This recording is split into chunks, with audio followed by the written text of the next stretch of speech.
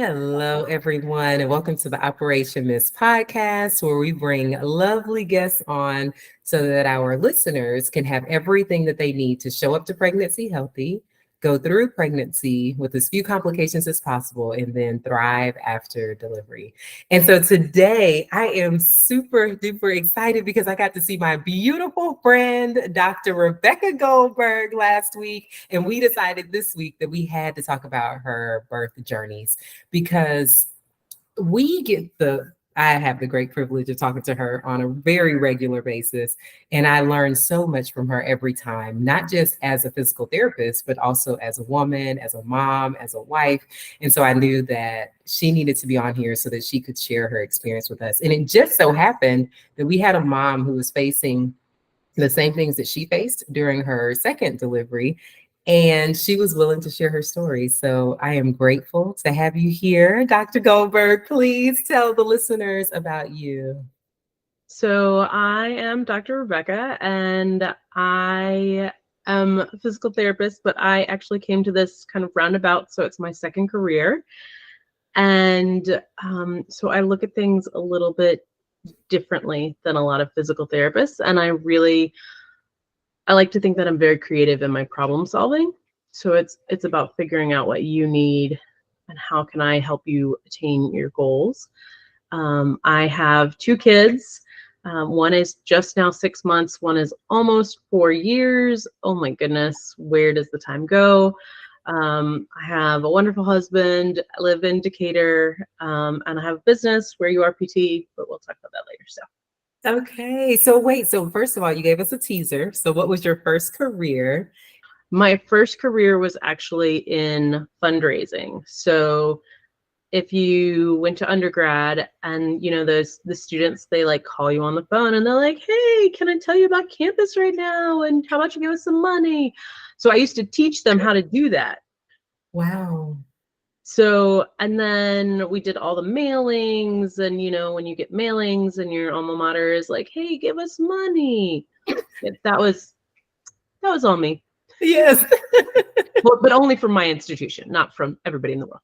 Right, right. So then let's go ahead. Why don't we talk about where you are, PT? Because it Okay. is your creativity, your way of looking at things, your awareness of people's autonomy and the right that they have to have things done the way they want to do it, if it's safe. Like those are some of the things that I admire so much about you. And so I would love for you to tell us, what is Where You Are PT? How did you come up with the name? How did you start it? Why did you start it? Tell us all the things. So I decided during COVID that I was like, I'm done with the physical therapy mill, and I really want to give people the care that they need and that they deserve. They deserve to be treated one-on-one with a therapist who can give all of their attention. And then I was thinking about a name, and I was like, I meet people where they are, and where you are changes all the time. Yeah. Where you are a year ago is not where you are now. And as a new mom, let's be real, where you are can change minute to minute. Yeah. Is the baby crying? Have you slept? Have you had something to eat? Those things make a difference. And if we're not taking them into account when we're working with those individuals, like it's just not a service to them. Like Yeah. it doesn't honor where they are, and it doesn't allow them to be in a place where they can then heal and move forward. Yeah. So, but then there's the double entendre. Is double entendre the right word? Yeah. So like the double meaning of where you are. So I go to moms' homes in Decatur, which is really exciting because who, after having a baby, wants to leave the house? Girl, nobody. And nobody should be leaving the house. You have to go Even to if they those want to. stupid baby visits, and nobody's taking care of you. You have to go to like 6 baby visits, and nobody's checking in on mom. Right, And you have to right. leave the house and look presentable, presumably. And yeah.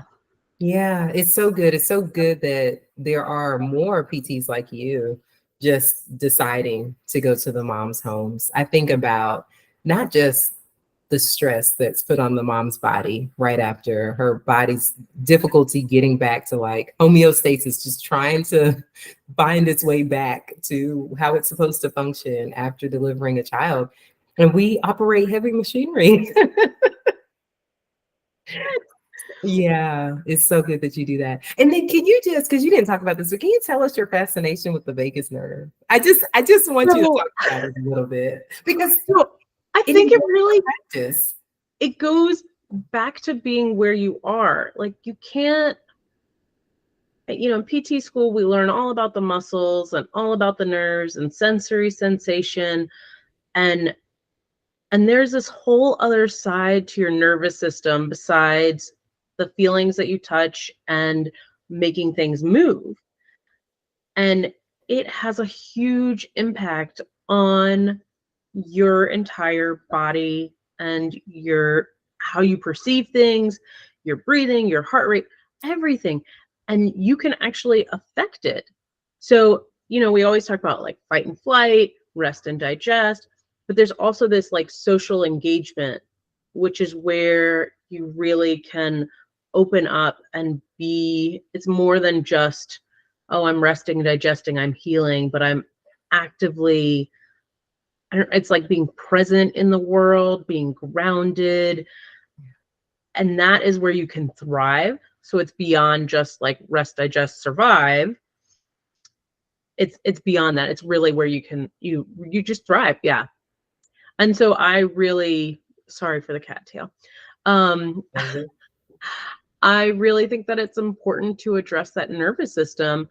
As women, so much is put on us, and we are expected to do, I say we are expected, the world expects us, and we put it on ourselves then to do so much. And our bodies just, they're being beat down. Yeah.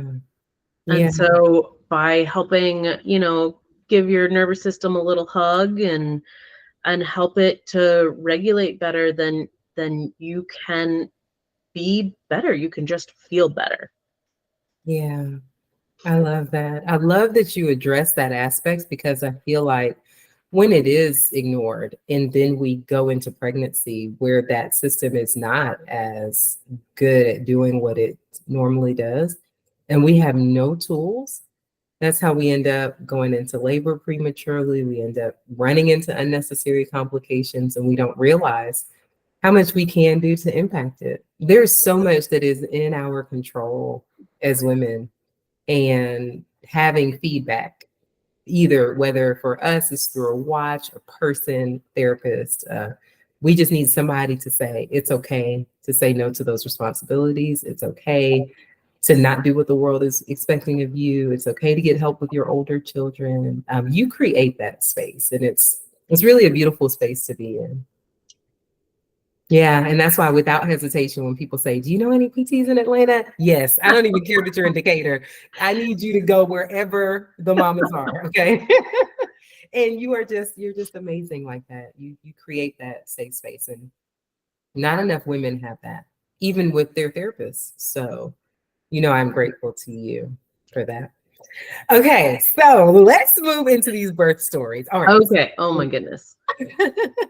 Why don't you tell us about your first pregnancy and birth? Okay. Okay. So my first pregnancy, right off the bat, I was 37 when I had my first. So I'm already, an old lady, as they like to say, geriatric pregnancy, womp, womp, womp. But I was with a really supportive provider who didn't make a big stink about it. And pregnancy was not really hard for me. It was really lovely. If people out there have not had nice pregnancies, just wait. I have another story. It wasn't that all of mine were beautiful. And I didn't throw up. I was able to manage my nausea with food. I was able to stay active. I was working out pretty significantly up until the day I went into labor. You know, not a lot of pain, not a lot of complications, no medical anything. Just, it was just really nice. Yeah. And I felt very connected to her, and it was just really lovely. And then I went into labor. Oh, excuse me. And had a really long labor, but everything was progressing well. And I started active labor, and it just, the baby was not dropping, which, so, you know, there's I don't know if you've talked with, you know, with everybody, that, so there's dilation, which everybody focuses on, but then there's station, which is really actually more important, and then there's effacement, which is the thinning of the cervix. But station is really more important, especially as a first-time mom, because the lower down into the pelvis, so it starts at negative, and then the pelvis is 0, and then as you go positive, that's like the baby coming out. So I was stuck at -2, -3, which means the baby was not even engaged. She was head down, but she just was like, hey, I'm hanging out. Yeah. I was 9 centimeters dilated. I'd been in active labor for 6 or 8 hours, which is, the active labor is the harder part. Contractions are more consistent. And then I had I don't know, I wouldn't say it was complication, but for my body, I could not sit down. I could not lay down. As soon as I sat down or laid down, I would start having immediate contractions. So I was standing because that's where I could get rest. But when you're on your feet for 6 or 8 hours, like, that standing becomes not resting. Yes. Yeah. I was in the shower, you know, my husband was really wonderful. He was such a champ. But I was like, I need to take a rest.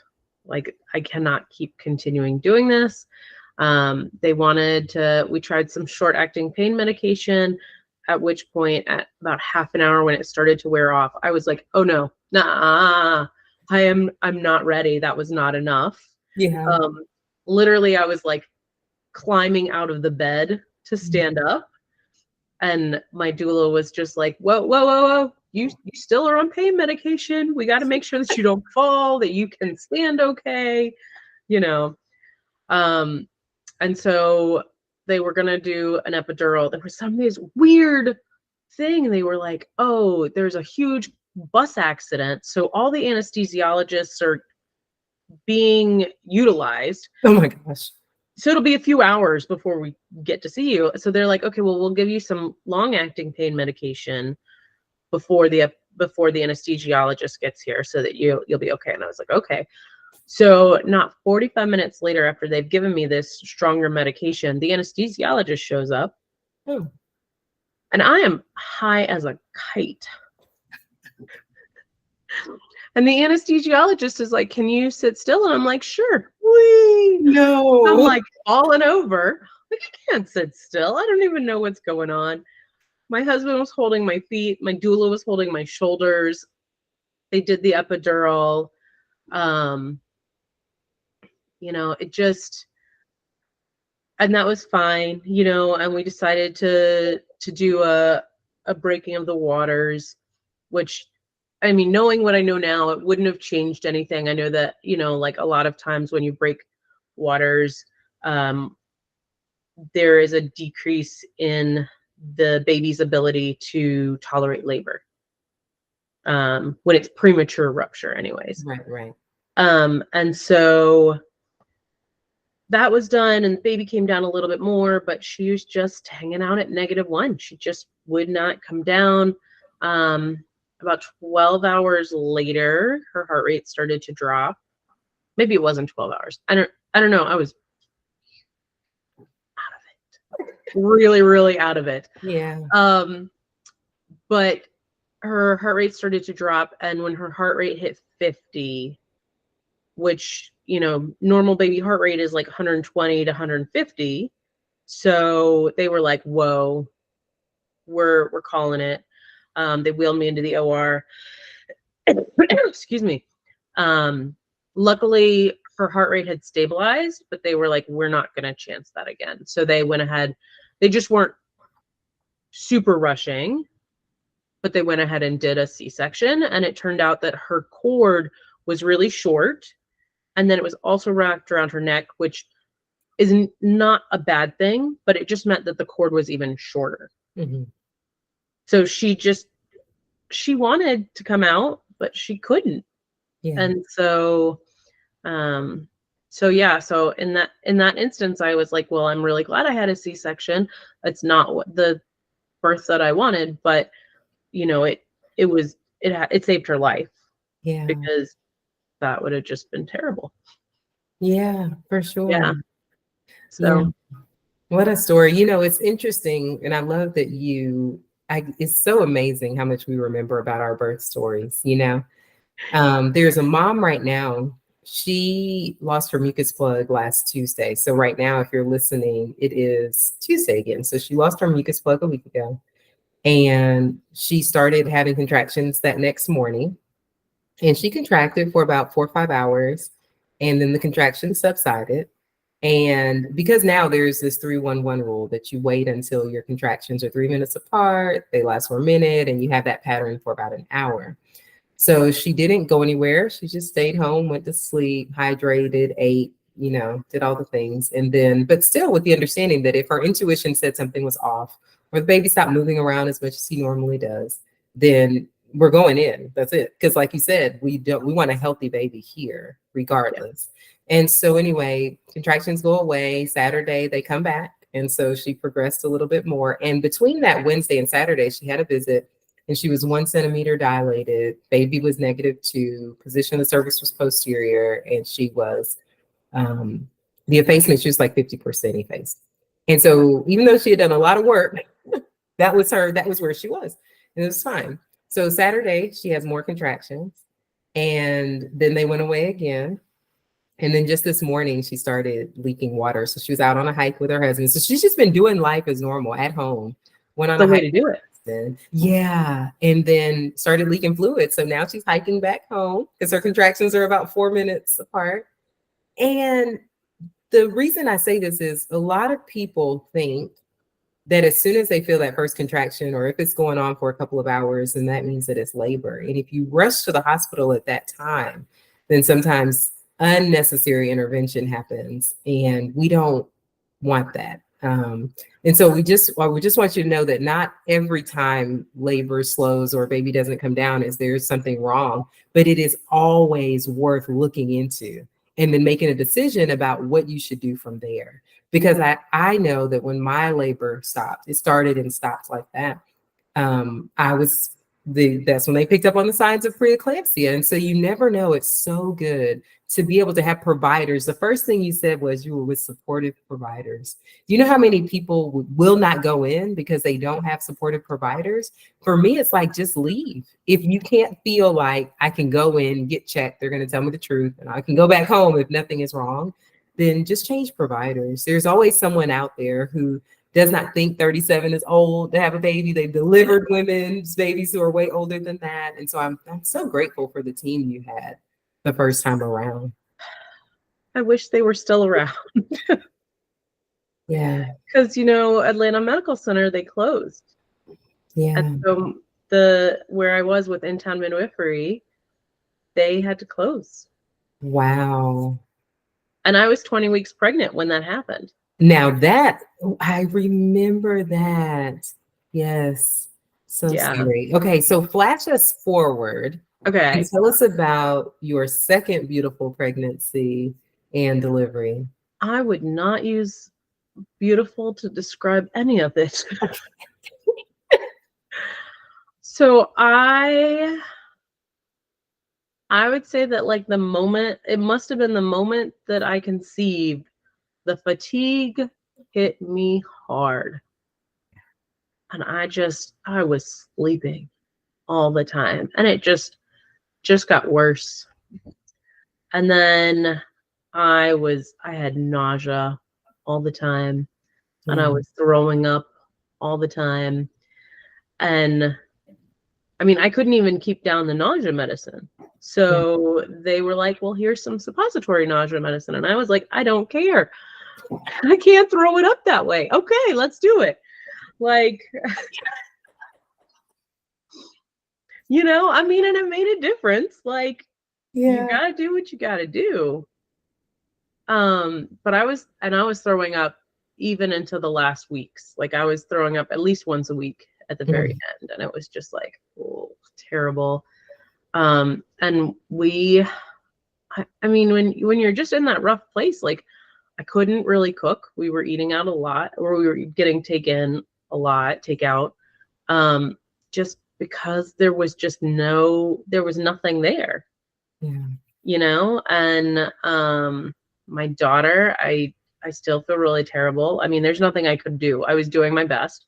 And so, like, no guilt there, but we had been going on daily walks around the neighborhood, and we just had to sit and watch TV for a lot of time.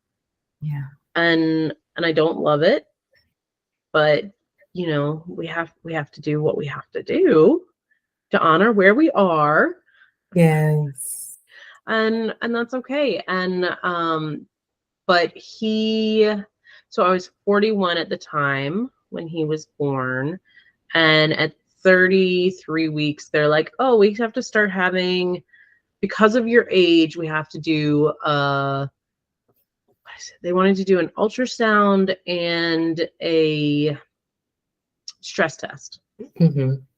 And I was like, really? You need me to come in twice a week for the next 6 weeks? Like, I have a business. I have things to do. I can't just up and, like, that's no. Like, and I have a flexible job because I run my own business. Like, I can't imagine, like, having a 40-hour-a-week job and being like, well, I have to do this, but I also have to make money to pay my rent and put food on my table. So, so finally I was like, okay, well, we'll just do the ultrasound once a week. That was after I had a really terrible experience with a stress test where I was like, I'm going to throw up, please stop. And because the stress tests aren't even really that good when the baby is that small, because the baby moves around, and the stress test, they're supposed to be still for like 10 minutes. And you're like, what are you, what? I don't understand how this is even going to be a thing. So yeah, so I was like, okay, we'll just do the ultrasounds. And then, so at 33 weeks, baby is transverse, which means, baby's not head down. Oh no, we have to schedule a C-section. And I was like, 33 weeks. No, right. I'm not ready to schedule anything.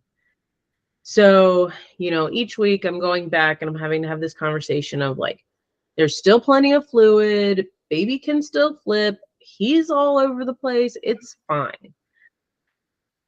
It's starting to grate on me though. The fact that I feel like I have to, every time I go in, I have to be like, I don't want a C-section. I'm not ready to plan a C-section. It'll be fine. And it was really hard. It was very exhausting. It's exhausting. So exhausting. And I'm so happy that you're talking through this, because my hope is that if women listen to this and they are feeling that same way, that they realize that they're not alone and that they can say no to things that are not necessary. Especially if they're being talked about too early and there's no other indication for it. But on the other hand, for providers, because we are providers, and we just need to hear it sometimes, that what is sometimes done because they feel like it's the best for you feels terrible. It feels terrible, and it plants seeds of doubt, and those seeds of doubt grow faster than seeds of hope. The few seeds of hope that they may be planting in themselves, it's the doubt always, it just kind of shuts that hope down. I won't say always, but a lot of the times it can week to week be, oh my gosh. And can you imagine if you had gone twice a week? You'd have gone into labor prematurely, probably, from all of that stress. The stress. But go ahead, please continue with your story. So yeah, no, it was very stressful, and it just, yeah, it was like the provider could have said it differently. Like the provider could have been like, baby's not head down. Like, let's talk about the fact that like nobody in Atlanta really delivers breech babies. So if the baby continues to be head down, like we will need to either schedule a C-section or have a C-section when you go into labor. Like let's just put that out there. Right. Would have been a different experience than let's just go ahead and schedule this C-section because baby is breech. Like we were at 33 weeks. Come on. Right. Come on. We were not at 40. Right. We were not, And so, yeah, so he transverse foot down, which is footling breech, which everybody is like, oh my gosh, footling breech.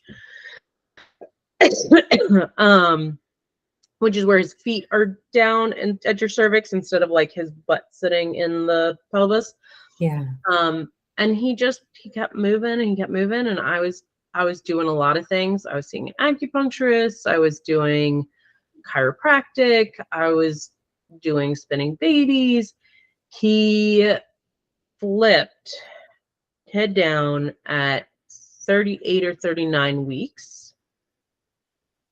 The next week I went back and he wasn't anymore. He was like, nah. I was just playing, Mom. And that was when I saw a provider that I had not seen before. And she was like, I'm really concerned. We need to just go ahead and schedule a C-section. And I was like, I'm not really ready to do that. And she was like, well, let's just make a plan. We'll meet at the hospital. We'll do an ultrasound. If the baby is head down, we will induce. If the baby is not, we'll have a C-section. And I was like, okay, well, I just want you to know that I will probably leave if the baby is not head down and we're not inducing. Like, and she's like, okay, well, we'll see. Mm. And there was a red flag that like now, like I heard it, but I didn't, like I should have been like, no, we really need another opinion, because she was like, I don't want you to see another provider because I don't want, there's like complications with this, and like I don't want to put that on them. And I should have been like, but really I want to see another provider to get a second opinion. Absolutely. Yeah.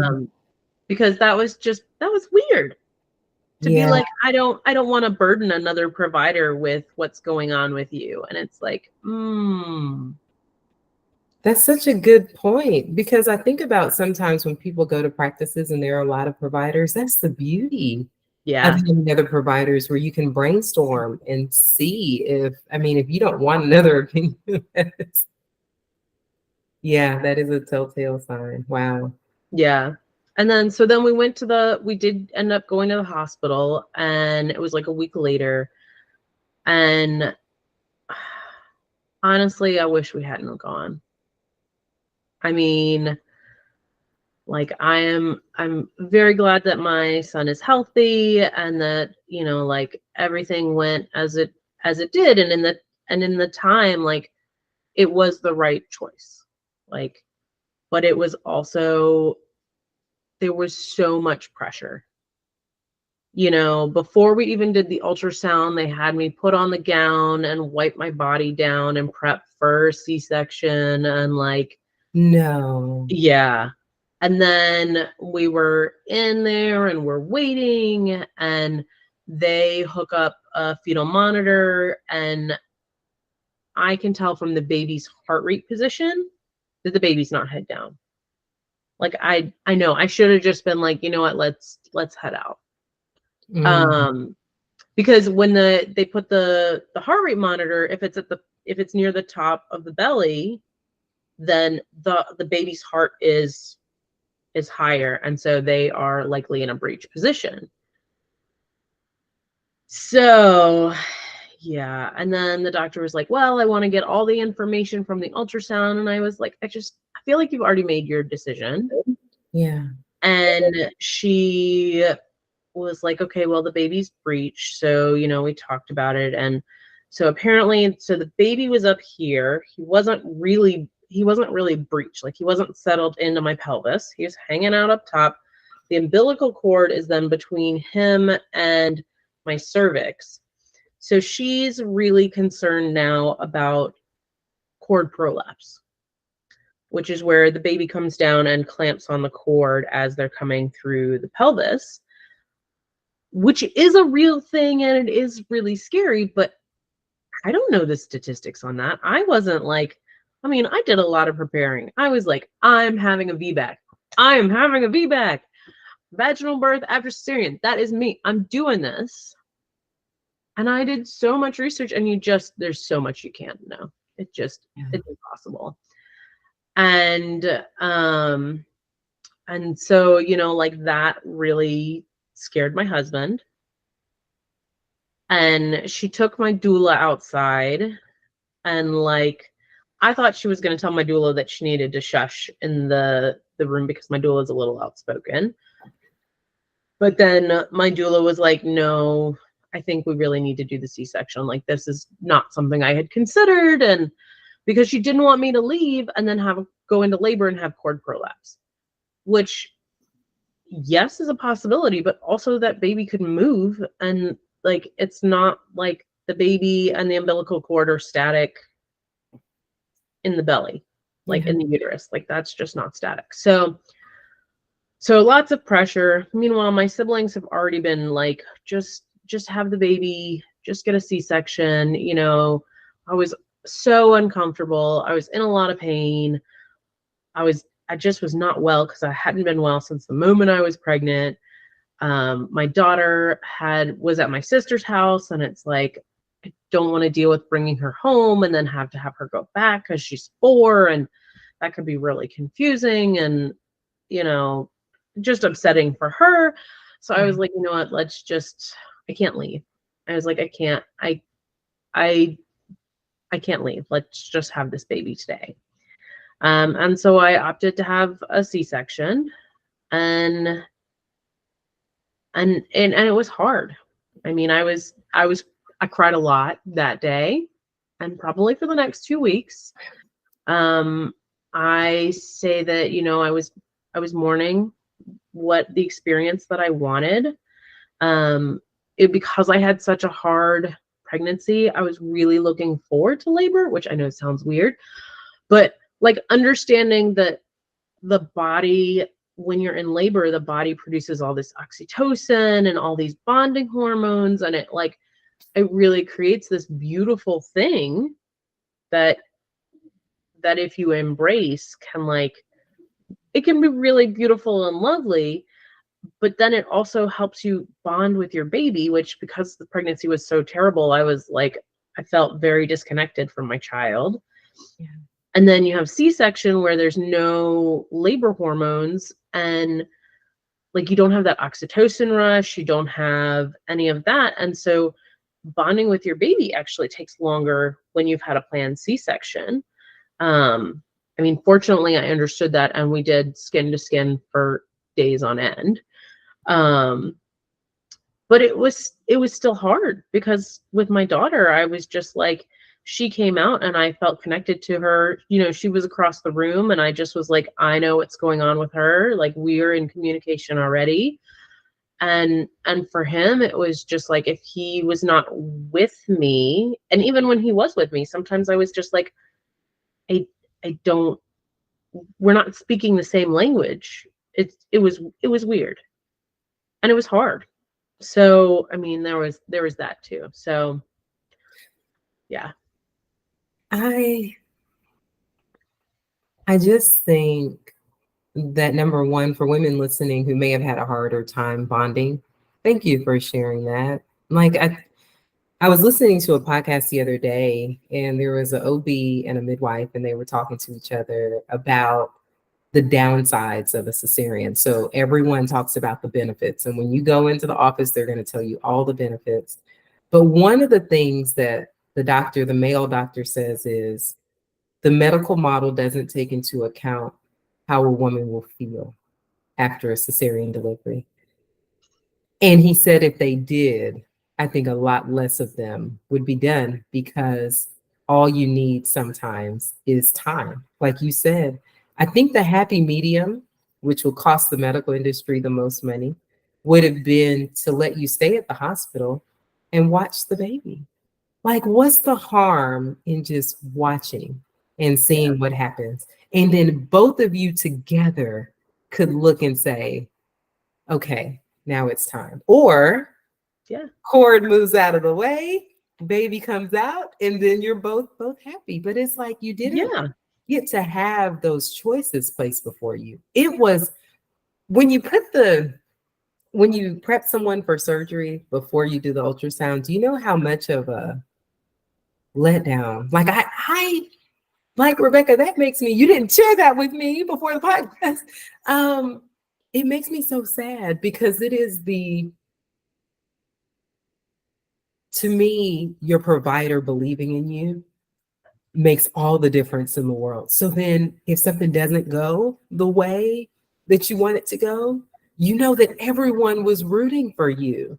It Yeah. makes a difference, Rebecca. When I went into or found out that I was going into preeclampsia, or like the signs were there, the protein was there, the swelling was there, the high blood pressure was there. My midwife said, if anyone can do this, Catherine, you can. That's what she said. That's all she said. It makes all the difference All in the the different. world.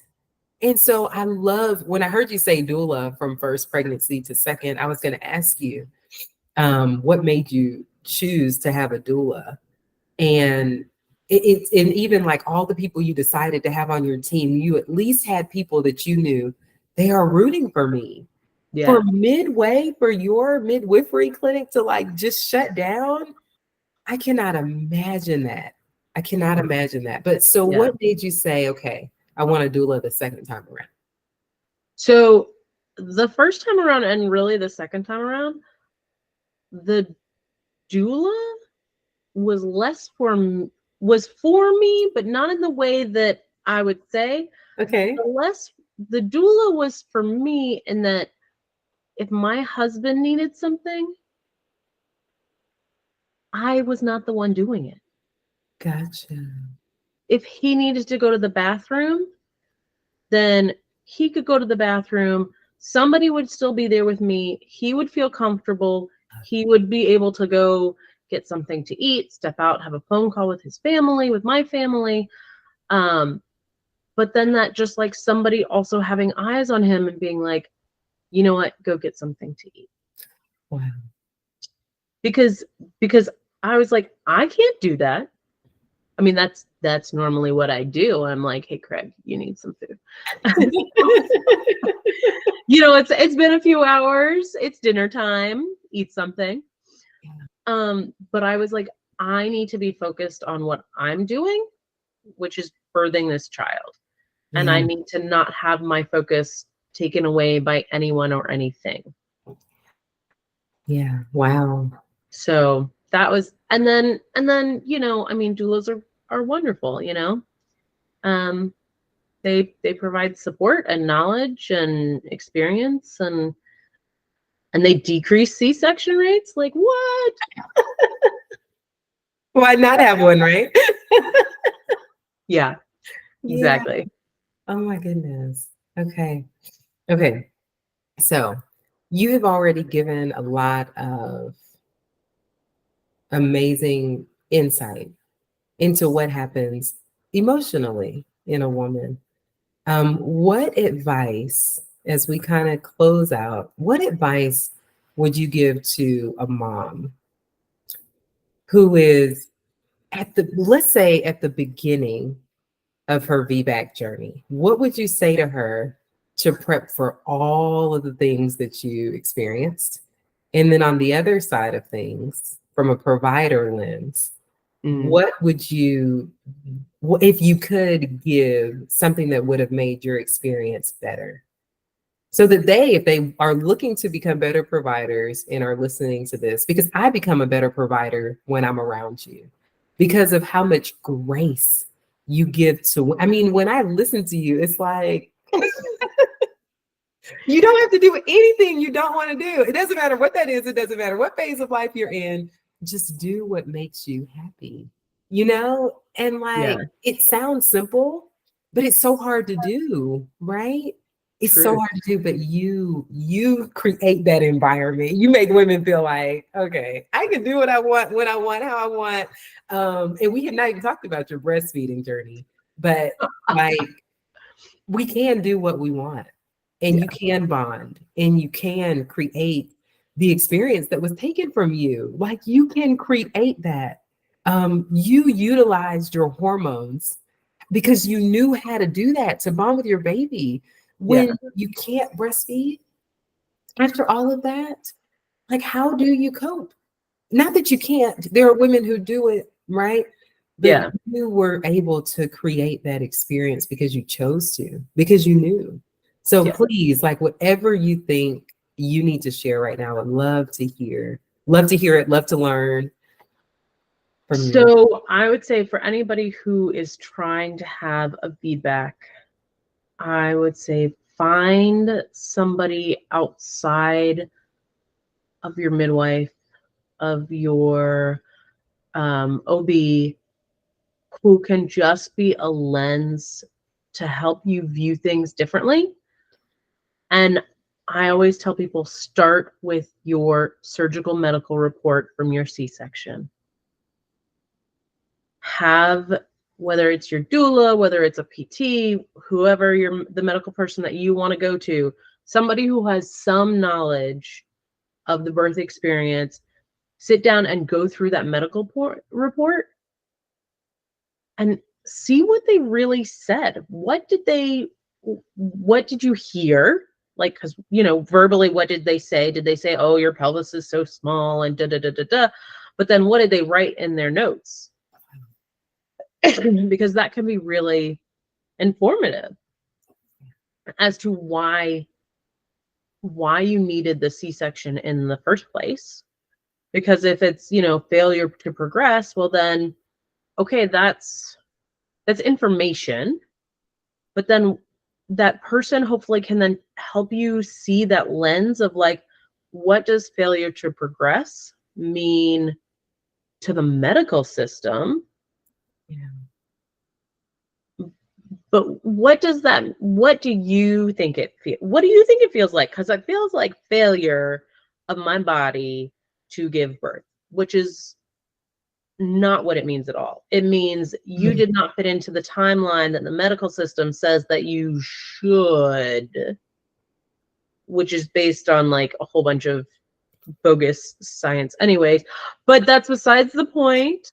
Those timelines are not, they're just not good. And like the hospitals don't make money when you have a long labor, No. because a labor is a labor paid for. And if you're there for 3 days or you're there for 24 hours or 6 hours, like, they get paid the same. So there's a clock for them. So, but understanding that and understanding what it said, what you heard, what you are feeling that it is saying versus what it's actually saying, and processing through that, so that then when your provider says, oh, well, I see here you had a failure to progress, so, let's just go ahead and schedule a C-section, you can say, well, actually, Yeah.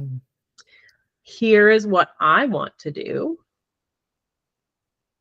And it's just huge to be able to have that understanding, because then you can like talk back to, it's not like talking back like you're like rah, rah, but you need to talk back, you need to feel in control, and you need to understand what's going on. And a lot of times your providers are just going to be like, well, there's a chance of uterine rupture. I'm like, awesome. Did you know that anytime you give birth, there's a chance of uterine rupture, C-section or not? Amen. You can be a first-time mom. There's a chance of uterine rupture. Yeah. Oh, there is? Yes. Yeah. And it And only we don't goes up think of heart slightly. surgery because there's a 2% chance of failure. I'm sorry. We don't. We're like, oh, there's a 98% chance of success. Let's do that Mm, heart surgery. Well, there's a 98% chance of you having a successful VBAC, so let's do that. yeah. And for practitioners, I would just say that language is everything.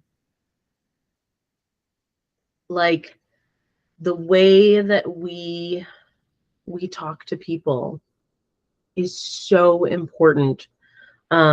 Even just, that whole trial of labor, like the idea that you're on trial, Mm, like you're on trial, somebody is passing a verdict. You're either innocent or you're guilty. You're either good or you're bad. You're passing or you're failing. Like even that kind of sets you up for this, like, well, am I gonna fail again? right. And it's just, why can't we just labor and see what happens? Yeah. So yeah, so language is just, it's very important, so that we can, because if we don't see how it can affect our patients and our clients, then we can end up doing them a disservice unknowingly, Yeah. because the words are powerful and the words mean things. And Mm, yeah. yeah. Well, let me just say that I am grateful to you for your transparency. I'm grateful for your friendship. I'm grateful for your example as a mom and as a woman. Um, you are strong, you are beautiful, and you have not allowed your experience with the medical system to change the way that you interact with people, whether clients or not. You are one of the most genuinely supportive and encouraging people I know. And I just wish that for the rest of your days, you're surrounded by people like you. Um, you're amazing. So thank you for coming on. You all know you can find her at Where You Are PT in Decatur, but can you give out your email address? And that way people know how to get in touch with you, or however Yes. you want them to. It's just info@whereyouarept.com. I'm on Facebook, Instagram, at whereyouarept.com, or at whereyouarept. Don't put the .com when you're going to Facebook and Instagram. I don't know what would happen. The internet would explode. Yeah. And I mean, just reach out on my website, whereyouarept.com. There's a form where you can reach out to me there, or you can feel free to email me. All my contact information is there. And yeah, I want to help people have a better experience, because let's be real, a healthy baby and a healthy mom, really what they mean is live.